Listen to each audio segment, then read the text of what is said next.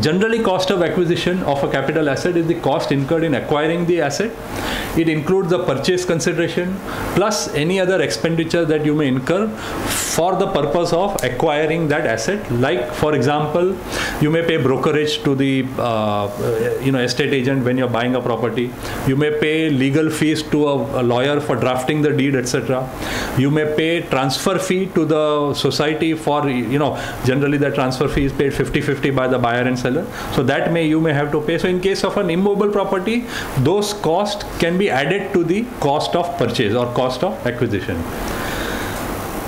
This is an important aspect which we need to remember, because many times we have bought a house long back, in the 1960s, 70s, etc.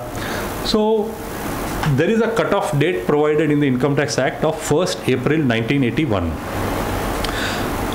If the asset is acquired on or before before 1st April, that is up to 31st March 1981, then you have the option, the taxpayer has the option of substituting the actual cost of acquisition by the fair market value as on 1st April 1981.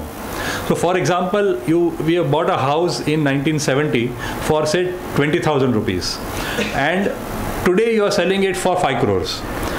So if you go by the cost of acquisition of 20,000 in 1970, you will have a massive capital gains on hand.